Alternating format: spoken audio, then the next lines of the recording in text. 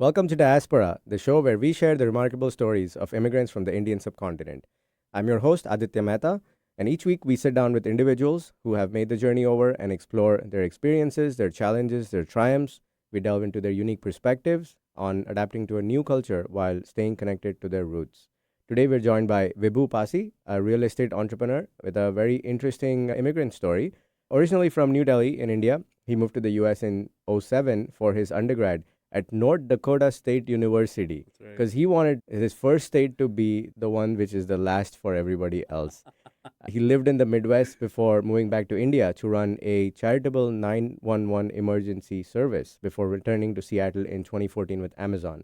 He's been in Seattle ever since, and in 2020 he transitioned to real estate and now runs Meet the Passis, a well-known local brokerage company. I know Passi from my property management company. We've done some business together as well, and this is the first time we're meeting in person. So how about that? Anyway, let's dive into this week's conversation. So Passi, welcome to the show. Thank you for having me, man. Of course, I routinely ask my guests to describe their hometown if it was an American city. So what would you equate Delhi to? I have not had anyone give me a successful comparison till now See, to Delhi Delhi. has a lot of character. It has so much history, and then Delhi is also now an urban metropolitan, right? And so it's not one city in America that it can relate to. This a combination of two. I'd say a combination of Philadelphia and New York is kind of what Delhi is, Okay, because very there's all interesting. all that history of what happened in American history, for instance, as well as the thousands of years of conquest that Delhi has gone through. I feel like Sure. that's a bit of an overlap. And then the traditional architecture that I see in Philadelphia and New York, and then Yeah. even in parts of Delhi, they've built things around historical architecture, which kind of makes me think of, Yeah. you know, Philadelphia and New York combo as sort of what Delhi is to Yeah, I me. like the history aspect. The Philly's definitely got a lot of history around Right, the independence movement and, right. and stuff like that. So, were you just born there or you also grew up in Delhi? I grew up in Delhi. I moved to the States for my bachelor's. So I Right. finished my high school and then I moved here. North Dakota State, Yeah. like you mentioned. What part of Delhi were you in? South Delhi, Nehru Enclave, in front of the biggest pirated market in the world. Nehru Okay. Place is sort of the Yeah. area, and like across from that, about half a Yeah. block from that. So, one interesting thing is that in the US, mostly the north and the west part of the city is nicer. But in India, it's the south and the west part of the Very city true. which is nicer.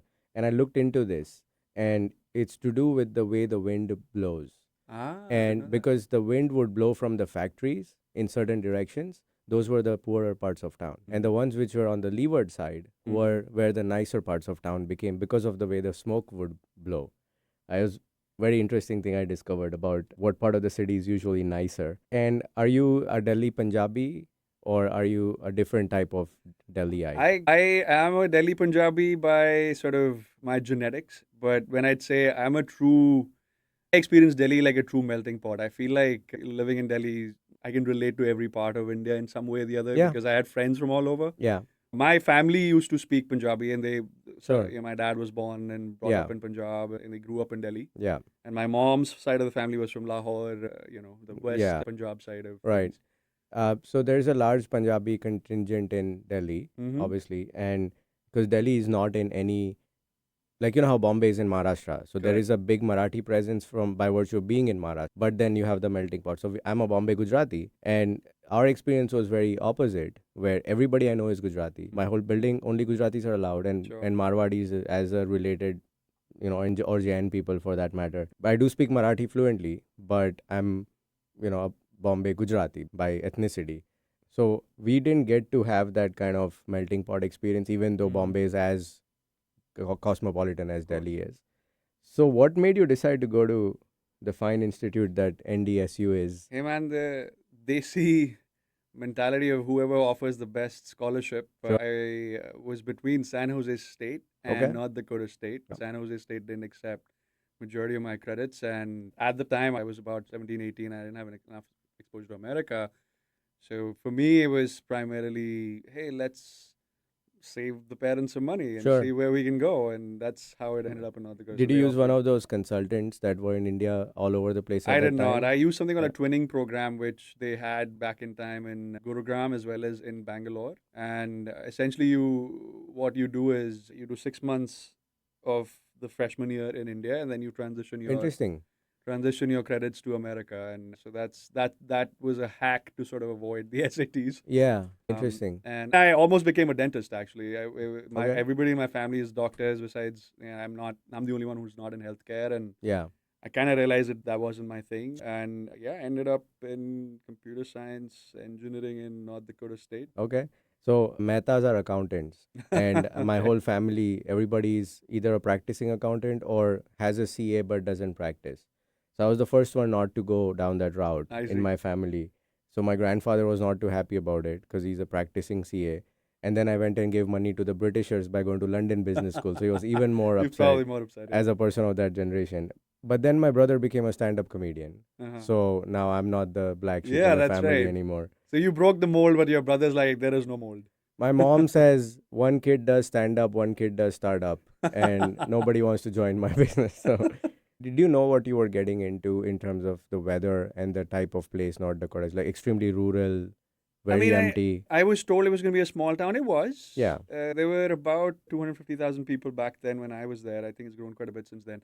I was given weird stories before moving. They were like, hey man, in the winters it gets so cold, people go underground and drink brandy all day. Like strange rumors I heard about the place. Yeah. And granted, it was the fifth most drunk city when I first moved there. There was really Sure. not much going on. I didn't know much about North Dakota besides what I had sort of seen on the internet, and I knew there were going to be bisons at some point somewhere, which there were, because Yeah. that's the sports ambassador for the school as well. But yeah, I didn't know much about it. I purely came in excited that hey, I was gonna get to be in America, and Yeah. I was just excited that hey, I'm not gonna Yeah. get to. I just imagined myself as a dentist or as a physician that my dad was, and I was like, Yeah. yeah, this is not for me. So, reason I asked about the consultant and about knowing in advance, somebody I know used one of these consultants that are popped up in malls all over the country. Mm-hmm. And they have a conflict of interest usually Of because they're course. getting commissions or Mm-hmm. whatever. So this guy tells me, "Oh, I'm going to Pittsburgh State University." I'm like, "Okay, good for you." And being a bit of an aviation nerd, I was like, "What's your routing? What are you flying?" Some airline. And I said, he said, "Yeah, it's gonna go to like Chicago and then go to Kansas City and then from there I drive." And I said, "That makes no sense. Like, why don't you just fly into Pittsburgh?" Sure. He's like, "Oh, they don't have an airport." It was Pittsburgh, Kansas. Oh, And he didn't know. He thought he's going to Pittsburgh, Pennsylvania.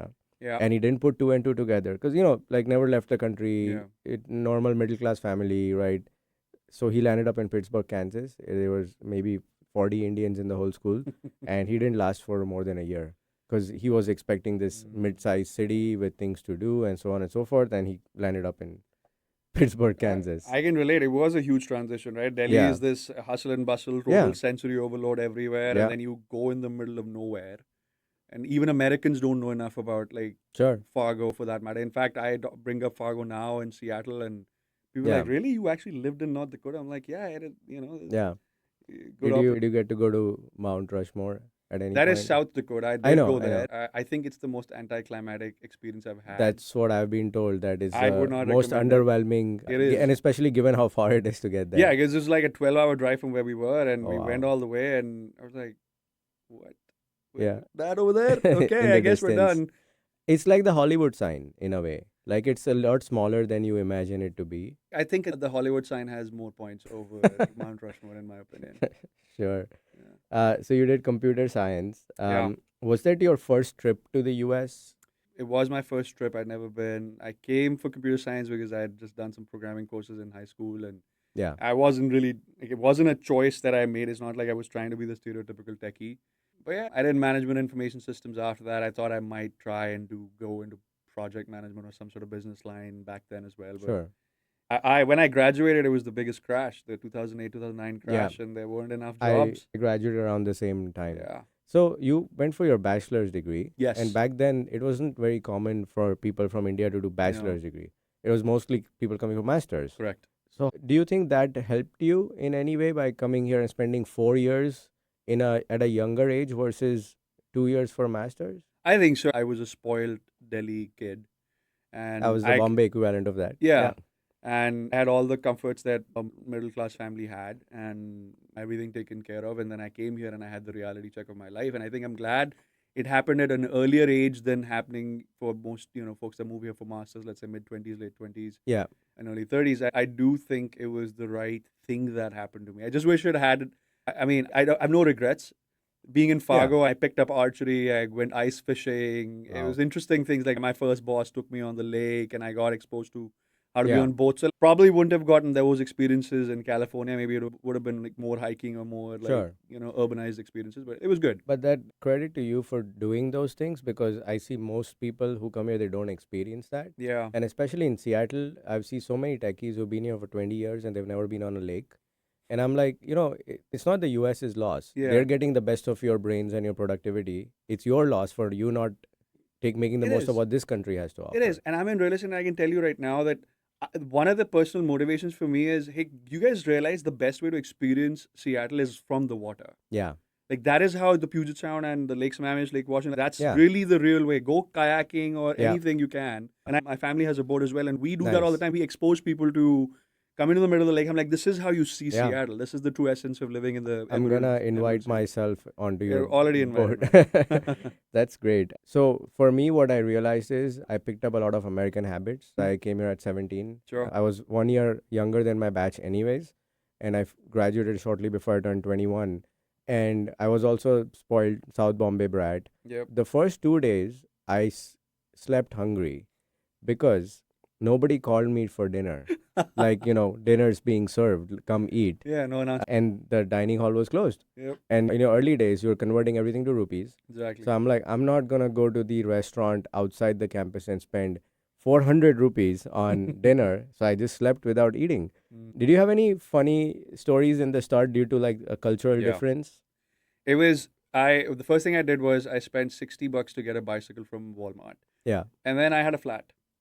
And that was my first realization that I'm no longer in India anymore. It was like, Yeah. you go to the dude across the street and he will fix it for 2 rupees back then. And it was literally sort of a favor they used to do. And then I had to figure out how to fix a flat on my own. Yeah. And I'm like, what did I sign up for? You have Yeah. to do everything here on your own. And I didn't have a bed sheet on the school mattress for the longest time because it's Right. like, who the hell's going to make that? Let's do Yeah. one less step. But then Yeah. thankfully, one of my relatives actually sent me something. And I was like, yeah, maybe I should live like a regular Yeah. human. We were once on a road trip. We were passing through rural Texas, Lubbock, Texas to be precise. I had a tire burst, and luckily the car didn't flip or anything, but it was 4 Indian guys, Yeah. and everyone's like, yeah, my driver would do that.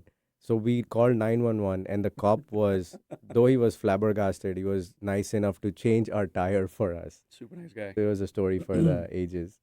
So now, North Dakota State University, Yeah. did they have a big like recruitment program outside of college? What did you do right after? They did. I was surprised at how many Indians were already there. And they were mostly in PhD and master's programs. And it almost felt like I went from India to India for the first couple of semesters because the professors were Indian, all Yeah. the comp science engineering. And I called my mom. I'm like, I don't know why you guys are paying in dollars right now. I could have had this experience back there. But then I was like, okay, let's not think small. Let's actually try to understand the cultural nuances here. I mean, it is a different format of the way they teach. Sure. Here. And so I would say it was more or less, it felt like India in the beginning. And then Yeah. it transitioned over to trying out different things. Yeah. What was your first job outside of college? Inside of college was IT help desk for the college. That was my side hustle to have extra money on hands. And then first job was working for a company called Multiband, which got bought out by DirecTV, which got bought out by AT&T. Eventually, I used to work for the director of marketing and developed a CRM, which, use that. So that was my first gig out of Yeah. school. Did you make any friends that you're still in touch with? I am actually. I got an invite for a 40th birthday party for North Dakota. I might make that trip. Okay. When I left North Dakota, I left with the thinking that I don't think I'm going to come back. But yeah, I've sort of done a decent job of staying Yeah. connected with someone. So you have been back after graduating? No, I did. I worked at Microsoft there for a while after. Okay. And that's when a company here in Seattle found me and brought me here to Seattle. So you came to Seattle before you moved back briefly to India? That is correct. I had gotten exposed to Seattle. I'd seen what it felt like, and then they sent me back to Fargo because that's where Microsoft was, and they wanted me there Okay. working with Microsoft. Okay. And it was a consulting company called Hitachi. And I was on the Microsoft campus. They had, at the time, about 5,000 people that worked there. Oh, wow. Decent amount of... I wouldn't have thought of that. Yeah, as all a of Microsoft HRs run there as well. All of Wow. their ERP as well. All the CRM tools were also built there as well. So that was an Interesting. acquisition that Microsoft had done a while ago. And Okay. Decided to stay put. decided to that stay put. So office. that was an interesting experience. But by the end of it, I was sort of tuned out where I actually took a sabbatical after that and I went back to India. Yeah, let's take a short break now, and when we come back, we'll talk about what you did in India and then your eventual move back. Sounds good. So we'll be right back after these messages. Welcome back to Diaspora on KKNW, where we share interesting stories of first generation immigrants from the Indian subcontinent. We are talking to Vibhu Passi, a real estate entrepreneur and ex Amazonian based in Seattle. Before we get back to talking to Passi, I want to take a moment to remind you to subscribe to our channel on YouTube. You can find all our episodes in video form there. So, Passi, what made you take some time off to go back to India?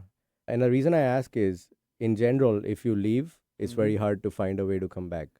Very true. I decided to pull the plug on America completely. I decided I'm done. I think the transition of moving from a big city to a small town hit me after like 4.5, 5 years, where I was like, I think I've hit my wall. And I was trying to move out, and with the job market still wasn't quite supportive of where the It's transitions I the wanted to do. worst And time to be in the US, yeah, pretty much. it really was. I graduated as a marketing major. I had no chance. And my minor was in urban planning. Oh wow. These were Okay. not jobs that anybody ever sponsored a visa for. I Yeah. can understand, yeah. And so I pulled the plug. I had watched this TED talk about an organization called United Hadzala, which was doing this emergency medical ambucycle thing in Israel, and I was like, yeah, this is needed in India. Why don't Sure. I take the lead on this? So I was like, I'm the only black sheep in my family who's not done anything in healthcare. Maybe this is the way I get back in. Sure. And my mom freaked out. She's like, "What is wrong with you? Why would you come back?" And I moved back and I did the research. It was like the fun. Like I sat in ambulances and got Hero Honda to sponsor one bike. And at the time, I was with somebody who was diplomatically very well connected in Delhi. Her parents were. Isn't Uh, everyone connected to someone in Delhi? That's the joke that that is Bombay kind of the people. only way you used to get things done. Things have Yeah. improved, I would say, Sure. because I try to go as often as I can and visit. But yeah, back then it was a fun thing to try, and I realized I was in over my head in about 3 months. Hmm? Then I was like, I could do this, but I don't have the ministers and the politicians and the lawyers Yeah. and the top doctors backing me up. I'm just another 20 some old trying to start Yeah. a startup in Delhi, and I think I'm being a little too naive. So I pulled the plug on that plan 3 months later and went to Goa. I was like, I'm just gonna go. I'm just gonna sit in Goa and figure out what I'm gonna You do. know what? I went back to India. I did a bunch of startup ideas. I Uh-huh. evaluated them. 4 or 5 months, I Yeah. concluded that I don't think this is for me, and I went to Goa.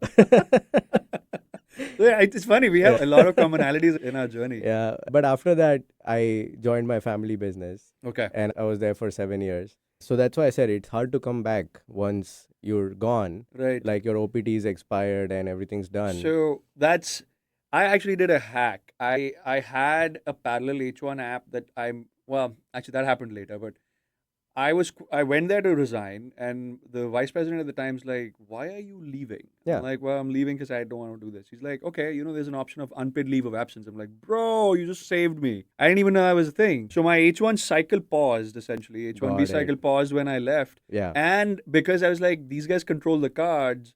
yeah. I actually self-sponsored another H1 through a friend in Fargo Okay, who ran a restaurant, and I was like, I'm going to keep sure, another H1 running just in case these guys change their mind. sure. And so I didn't close the loop on it completely, but That's smart. Yeah. Yeah, our listeners know that all Indians are immigration experts yeah. because of the I web mean, that we nothing have I did to. was illegal. I followed all the rules by the book, but at the same time, I was like, how do I make sure? Because my mom was freaking out. I did it because she was freaking out that I'm like all set and I'm like walking away from what they define as settled in Sure. India. Yeah, a few episodes ago, we were talking about how Indian society is always taking you to the next step of your life.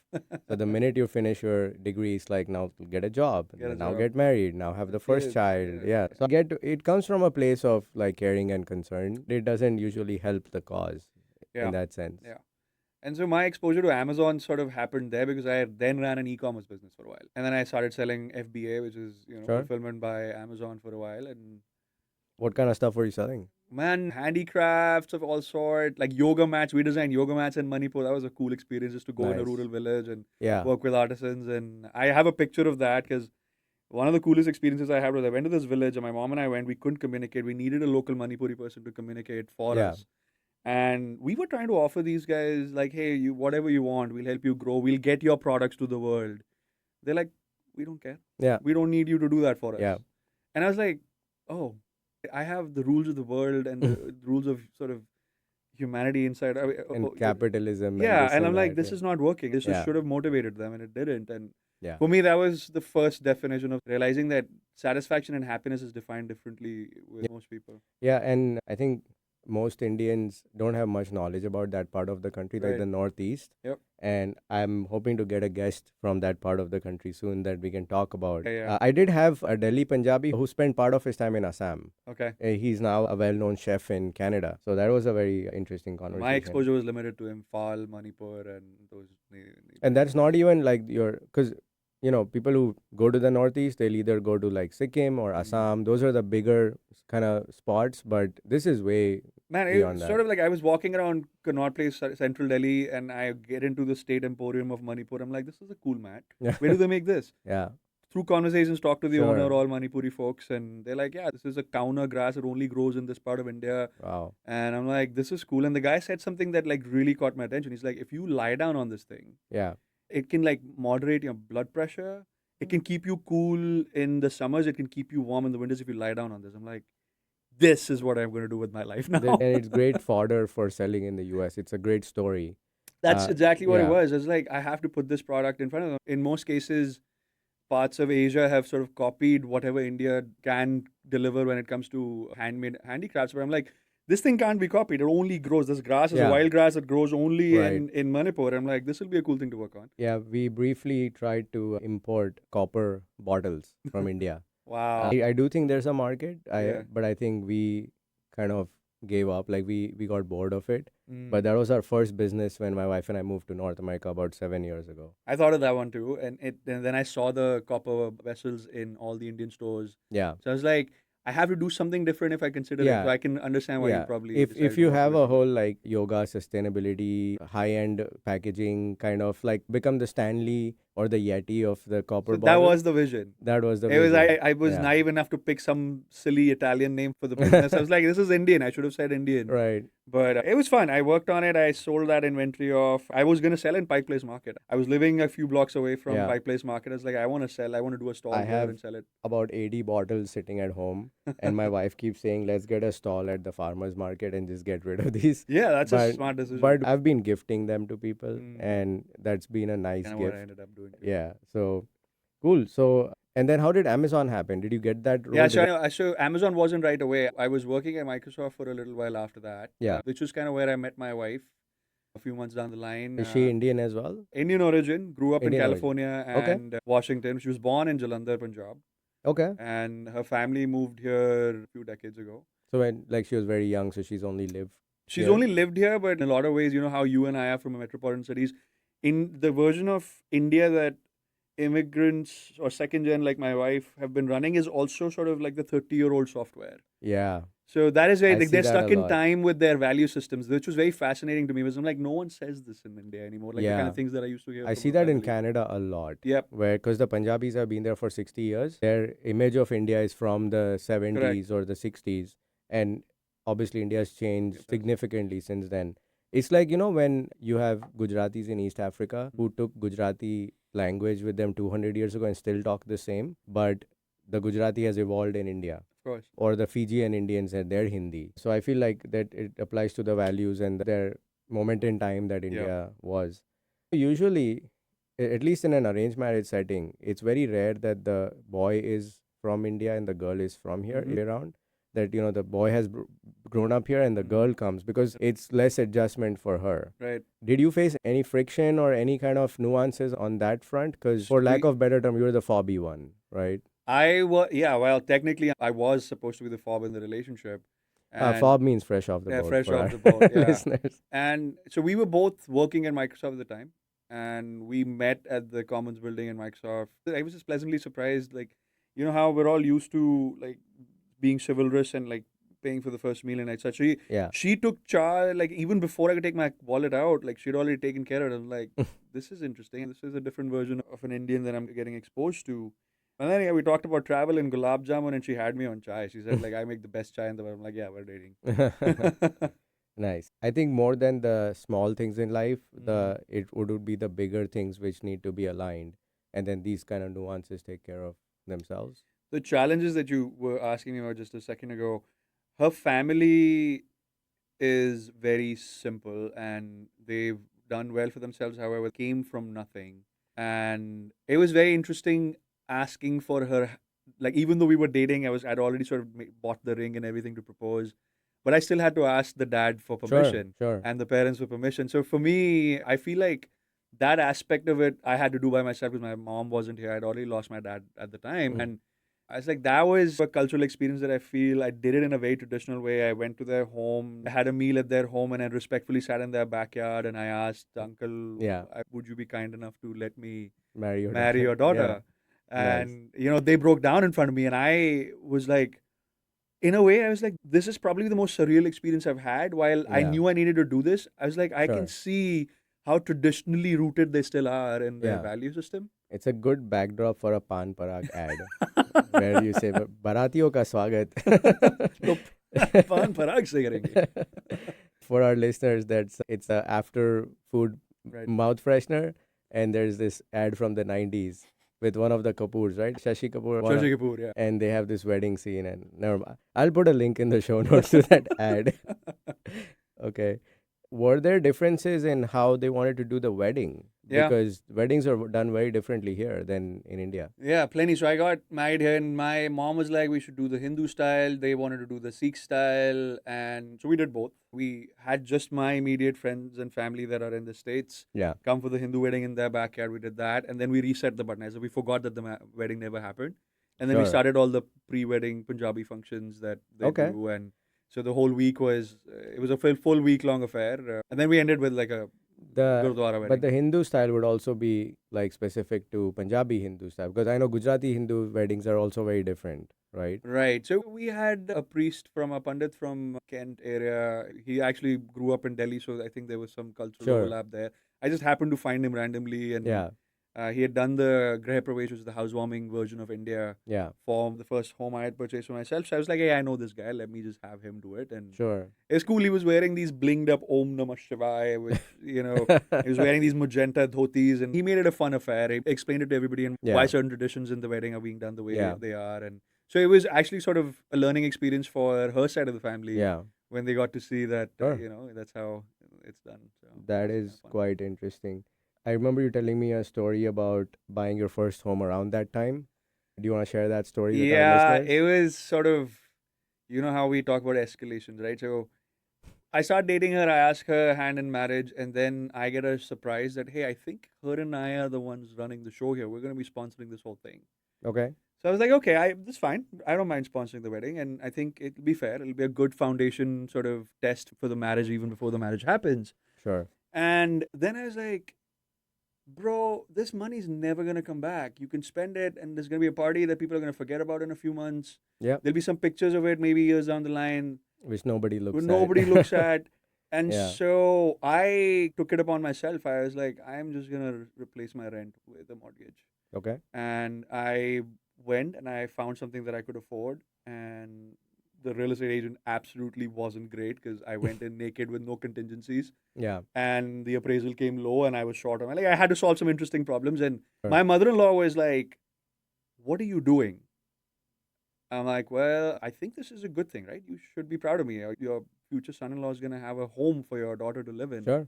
She's like, but you're cutting short on so many things on the wedding budget. I'm like, yes, we have to make some difficult choices. Yeah. And so that didn't go well. She calls up my mom and she's like, hey, by the way, your son is buying a house. Should you tell him not to get one? My mom's like, he has always done what he wants to do, so please manage him yourself. Yeah, but the weddings are a family affair in India. I knew maybe 10 to 15% of the people who came to my wedding. Same. Yeah. So ours was a mid-sized 1,500-person wedding, right? Okay. Mine was minuscule compared to yours. Yeah, it wasn't 7 days, it was only 3 days. Sure. No bridegroom cricket match, right? Like, Yeah. but the reception was on a cricket field. Oh, that's cool. Because they needed that much space. But yeah, I didn't get to choose the guest list. My parents paid Yeah. for it. My grandfather got 50 tickets, I guess. And, it's a whole family affair. And maybe that's why she minded, because it's also a social standing kind of It's a situation. social standing thing. And that's what it boils down to, because for them it was their first daughter getting married, Yeah. the eldest kid getting married. Sure. And I respected that, because I wanted a destination wedding. I was like, I just want these 50, 100 Yeah, people showing up. But like exactly. that got shot down in 5 minutes Yeah. of sort of talking to them. And Yeah. eventually, my wife and I joke about this. I have not seen 99% of the people that showed up to our Sikh wedding. I don't know who they Yeah. were, why they came, who Yeah. can call them. Yeah. So when we were on the stage for the reception, people who we didn't know, both sets of parents were there. So they would say, "Oh, this is so and so's Yeah. aunt and whatever." Like, and you're like, Right. "Okay, namaste." Take a photo. They go. But when they were taking breaks, there were people who would come up, and we would both look at each other. Is this yours? We don't know. And that person doesn't have the common sense to introduce themselves, saying, Right. "I'm from here." So I'm sure there was a few freeloaders that we didn't Oh, plenty. notice. We had booze being stolen from random people. It was Yeah. very interesting. And like random people shaking hands with us and congratulating us. I was like, okay, thank you. We Yeah. appreciate that. I had no idea Yeah, I who you mean, mine was Gujarati wedding, so no booze to be. are. That's right. That was a non-negotiator. My Punjabi Yeah, mother-in-law was Punjabi like, went to weddings. Canada and got boxes and boxes of it from the Yeah. Canadian duty free, just so they Yeah. could have a plenty of booze. Yeah, and I whatever. always tell people that Gujarati weddings are the most fun non-alcoholic weddings in the Agreed. world. I agree with Yeah, you on that. because then once you bring alcohol into the equation, you can't really compete, right? Awesome. So let's take a break here, and Okay. then when we come back, I want to talk about your Amazon days and Mhm. also the volunteering you do to help other businesses, Absolutely. and your very interesting mythology project for kids from South Asia. So stay tuned, and we'll be right back after these messages. Welcome back to Diasporaa on KKNW, where we share interesting stories of first generation immigrants from South Asia. We're talking to Vibhu Passi, a local real estate entrepreneur who also runs an interesting community program based on spreading Indian culture and mythology.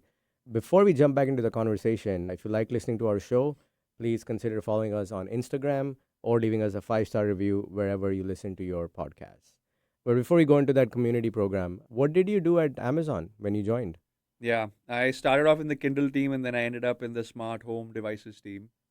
I was a product manager there, and it was a cool gig. I was on the voice of the customer thing, and Yeah. launching the Echo 10 display device was kind of a cool thing, working with the Alexa folks, Yeah. and they got me exposed to how smart home technology would work and fit into people's lifestyles, Yeah. and how tech would make life more convenient in homes specifically. And that's kind of what triggered into getting into real estate to begin with. I was doing it on the product side. Let me see if I can do this in the future. And so Yeah.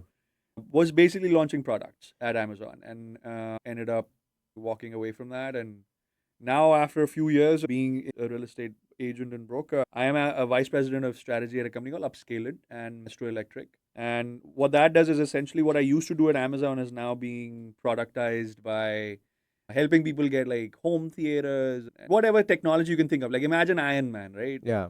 And you remember Jarvis from Iron Man. Yeah. We can do that. We Yeah. basically help people get that in their houses. And that was kind of what I was after. The little kid inside me wanted to put cool tech in homes, and Yeah. kind of how I ended up in real estate is related to that.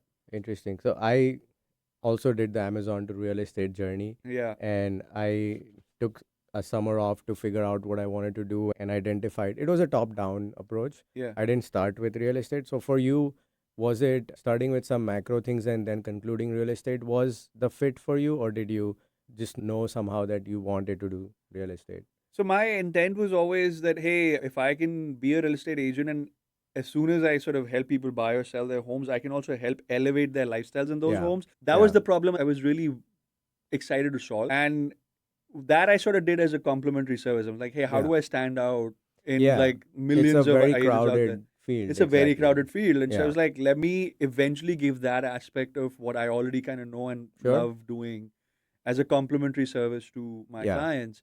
So I used to give smart home design consults, and I'm like, hey, now that you bought this, you can make this home, your value can go up like this if you did Yeah. that. Women always love, well, I'm not trying to categorize it, but like a lot, like one of the partners in the marriage always wants the kitchen a certain way, one partner wants Yeah. the home theater a certain way, kids want the rooms a certain way. So I was like, Yeah. what if it all came together? And I love Yeah. solving that. No, I mean, even if you don't generalize, certain, like when I show homes in my Yeah. property management company, the husband's loving the property and the wife takes one look at the gas range and she just, it's done. Conversation's Yeah, of over course. because she's probably going to be the primary user of that. So the gender stereotypes can be used in a positive way as well to know what appeals to which person. Right. When I have female group of roommates, I'll say this room can be used as a X, and if it's a male group of roommates, it's used as a Y. Very similar. It's kind of the approach I take as Yeah. well. How do you look at the real estate market here? We generally don't talk topical stuff, Hmm. but I'd be interested to know your thoughts on just where the market is heading in Seattle, because a lot of people trying to sell, not enough buyers. Some people say it's a great time to buy. What are your thoughts?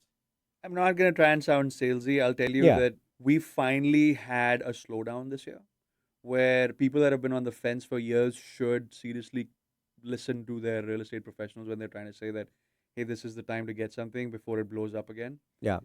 Why that is happening is, several factors. We don't have to get into individual factors Yeah. particularly, but what I love about this area is that 60% of the buyers are actually South Asian, 40% of them are Indian, and everything else is the rest. I'm talking about the greater Seattle area in general, Sure. all the way up north from Yeah. Marysville down south to about Tacoma. That's all the markets that I service right now. And in a nutshell, for buyers, this is a great year because they are getting a discounted price and they have way more negotiation power right now that they did not have Right. just about a year ago. So you can, Yeah. for lack of a better word, squeeze out your sellers. And sellers are being very great. They're starting to realize that this is something that they Yeah. need to offer, otherwise their homes are never going to sell. Yeah. And so the flip side of that is if there are not enough buyers, the Mm. rental market is red hot right now Right. on the buyer side. Because everybody's trying to rent, and I have, properties are filling up very quickly, Right. and I'm not really having to do much. See, I can Yeah. understand that with you because I try to send all majority of my investor clients towards you if I can, and I love working with investors. Right? They Yeah. look at it and the rentability and can it basically pay for itself is the first question Yeah. they'll ask.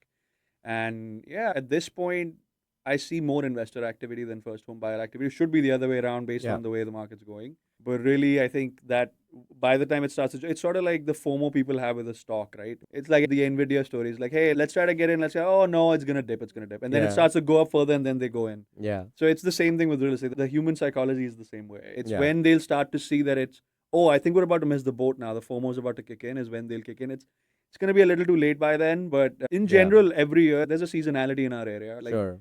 May through early August, there is higher number of homes, at least on the buying side, Yeah. available, and there's more homes in the market. But I'm guessing on the renting side for you, that's probably a busier period as well. Yeah, it's more pronounced on the east side where you have predominantly families living. Something like a Seattle where you have a group of professionals renting as Correct. roommates. There, it's pretty even. Mm. November, December, I have a lot of people who are going through divorces looking to rent Yes, because they don't want to spend the that's what holidays yeah. with Last year. their soon to be ex partner. So I see a lot of that demand coming in through as well. So, but it's a good market to be renting. I mean, for a property manager, because your tenants are high quality, your owners are Absolutely. high quality, the properties are high quality, the rents are high.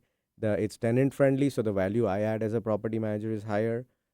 So overall, it's a great market to be The operating math, Amazon made me data driven. I wasn't a data driven in. guy Yeah, before that. The math makes a lot of sense to be in this industry here. yeah, And the demand's not going to slow down. And there's just not enough homes that are going to get built in our and area, particularly. nope, Like, I don't look at the national market because the microeconomics of the way yeah, things happen in the Pacific Northwest are very different from the way the very country different. runs.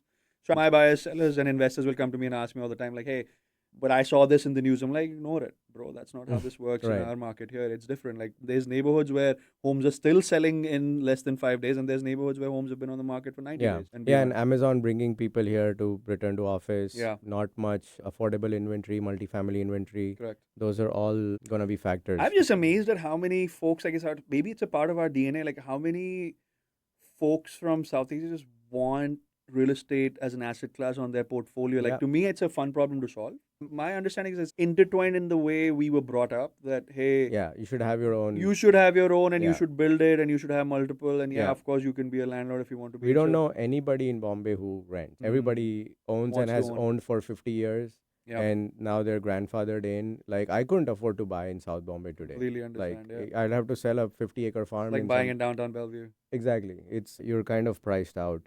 But yeah, that was a good, fun business discussion. I don't think I've had too many on my show. Gotcha. You mentioned that earlier that you also volunteer and help other small businesses. So Yes. tell me more about that. So how I got into product management, decades ago was I volunteered my time at companies. There was a tech recruiting company, a recruiter used to work here, and I basically used to help her do product strategy work. Then I did volunteer to help an e-commerce business do that. Then I helped a real estate professional who was a real estate investor sort of productize what he was building. And I was like, this is fun. With a brute force and sort of what I do and do not want to do mentality, was trying to figure out what I want to do next. And by this test and trial method that I did, that's how I ended up here. Like when a friend of mine suggested Yeah. that, hey, you should maybe get into real estate, I was like, yeah, actually, that kind of makes sense. I've sort of been in the space, might as well. Yeah. So that's how that So happened. you just help them with a current business problem that I they do. have. So what I do, I volunteered as a strategist. I'll go in as a business consultant, help implement certain technology, see Yeah. certain workflow gaps, business process management and improvements. Wherever I see inefficiencies, I would try to point those out. Sort of be a business in-house business and tech consultant and productize it. And then that's how the relationship with Upscale and Astro Electric also originally Right. happened. I was like, I need trade businesses in my portfolio, and I wanted to pull them in. And I think trade businesses are not going to go anywhere. I think maybe an agent might get botted out with an AI bot at some point in Sure, the next but few decades, but I don't see trade and lots businesses of going boring anywhere. businesses are going to come up for sale soon They are. as boomers retire. We are in the middle of the biggest wealth transition in the history of humanity, actually, at this Yeah. time. Yeah. Do you plan to acquire a portfolio of these, like own other types of businesses beyond real estate? Because that's what I'm actively looking to do. Yes, I am a big investor in crypto. I wouldn't say crypto in general. Like, there's only the mothership that I focus on. I have diversified in real estate myself. I believe in these two asset classes as the ones that I understand. I don't Sure. want to do anything else. I Yeah. want to stay hyper focused, and anything that is leverage based is what makes sense to me, that I can Yeah. leverage in the future and essentially build upon more. Yeah. And so the two that made sense to me are Bitcoin and real estate. And those are Yeah. the two that I focus Okay. on. Yeah, that makes sense. Yeah. It makes sense to focus on what you know, right? Yep. I've been looking at acquiring these boring businesses and then rolling them up into and then getting synergies from scale.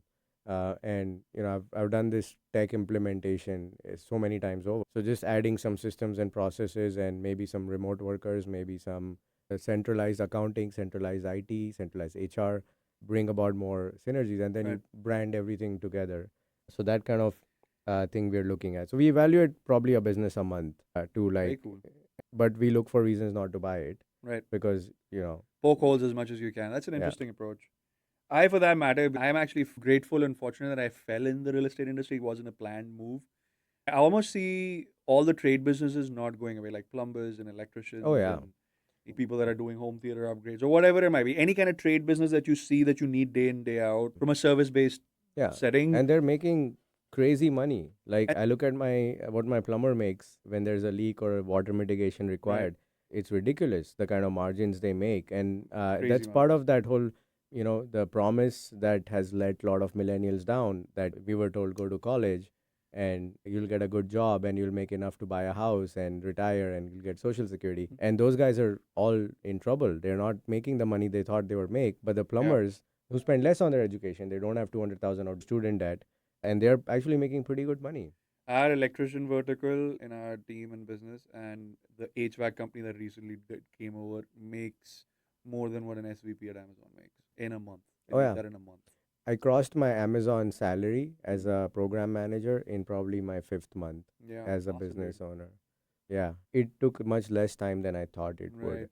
So when someone says, "Oh, I want to do something on my own, but I like this paycheck coming in Right. every month," and I'm like, "Yeah, but it's not as good as you think it is." Like Right. it's what I like doing business here, and I've done business in India too. It's okay to have a profit margin. It's okay to make money Yeah. because in India, everyone's trying to squeeze you Correct. as their vendor, and Yep. there's a power distance between the vendor and the client. Right. Here people understand that, yeah, you're a business, you're not a non-profit, you need to make a healthy margin and run your business too. And that's what I love about the American culture, particularly. I think the fact that there is work equality and respect of every field Yes. here is kind of what makes America a good place to live. Yeah.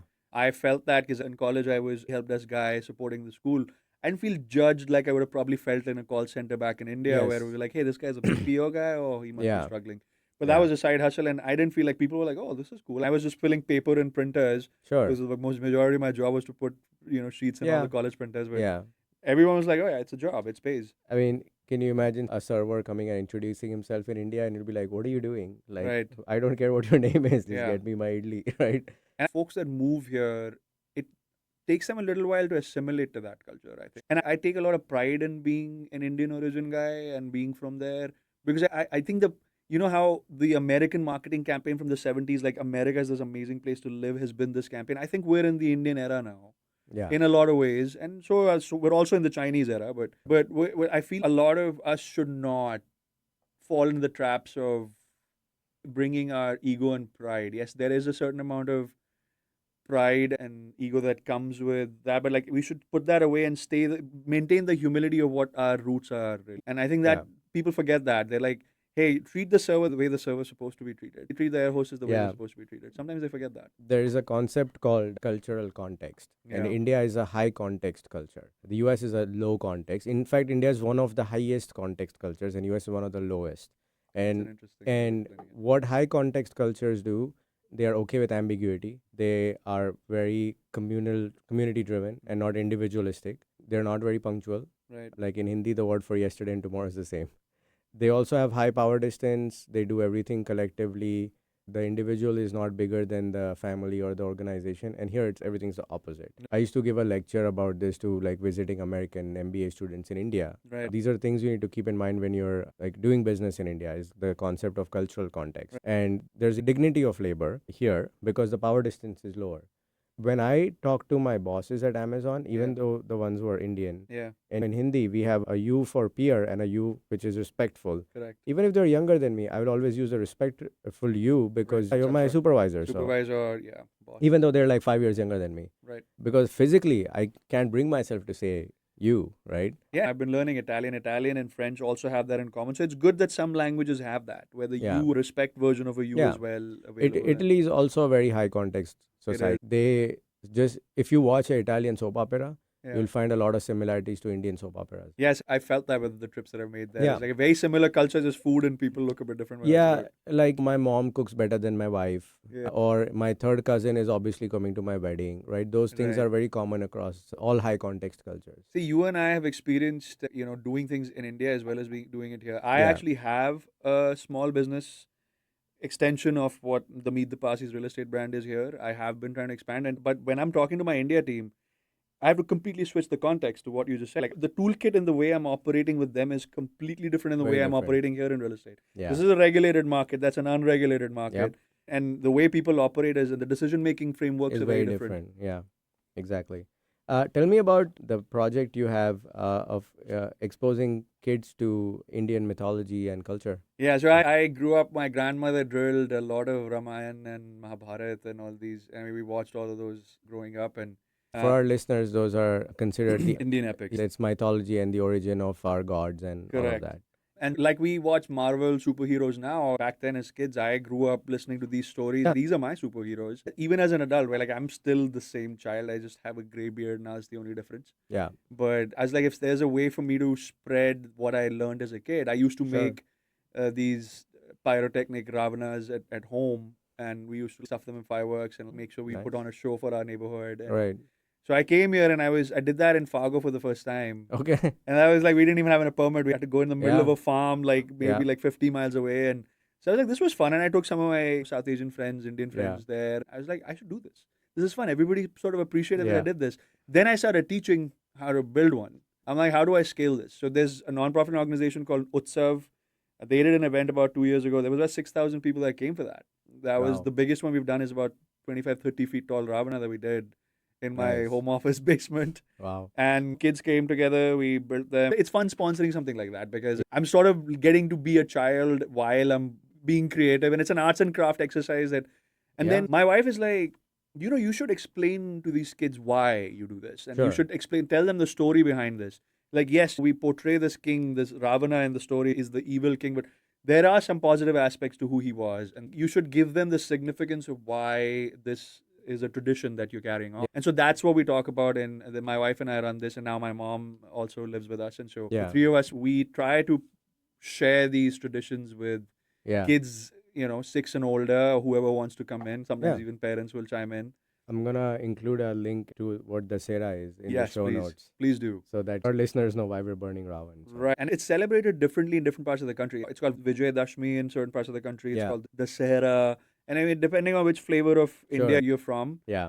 it's called different things. For me, it was a very inclusive experience because I got to like connect with the Odia community, the Bengali community that does not do that. For them, it's mostly a Durga Puja thing that Yeah. do around that And time. for Gujaratis, the 9 days before are more fun than the Dasera. Correct. So it was very interesting to see how everyone's celebrating the same time, and then some people were like, "Hey, let's expose our kids to a different version of what India already does." And so my wife and I enjoy doing it, and Nice. we run this small academy. Like it's not officially an academy, but we run this sort of group where we'll bring in these kids. We'll reach out to our neighbors and friends, and Yeah. they'll send their kids, and yeah, we enjoy it. And we have this video and a presentation for the kids to learn about the basics about Nice. why we're doing this, and Yeah. they get something fun out of it. And at the end of it, it's a fun show. They Yeah. love seeing fireworks. It's pretty rare to find a kid that doesn't enjoy a fireworks show. Of course.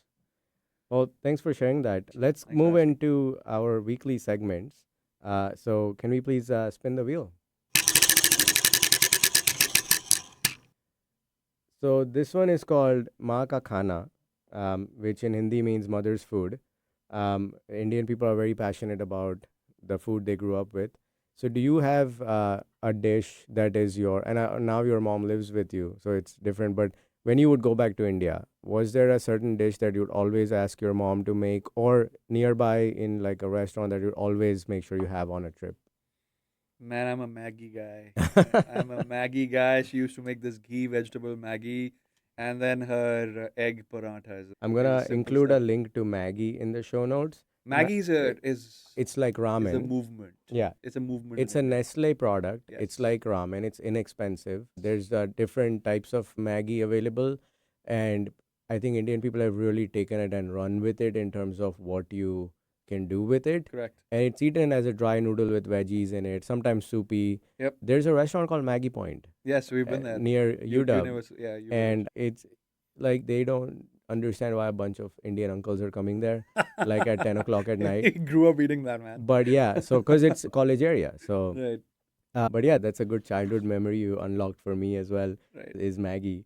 I think I'm going to ask my wife if we can have it for dinner today. Nice. So, well, that brings us to the end of today's episode. So, thank you for listening to Diaspora. We hope you enjoyed hearing Passi's interesting story. Remember to check out our show notes for links and more information about the topics that we talked about today. Diaspora is part of the Staying Power network of shows and podcasts, all of which are dedicated to inspiring listeners to build lives of meaning, connection, and value. You can find the Staying Power network of shows, including Diaspora, wherever you get your podcasts. We will be back next week with another interesting story from the South Asian diaspora. Until then, take care and stay curious. And Pasi, thank you so much for coming. Thank you so much. This was a lot of fun.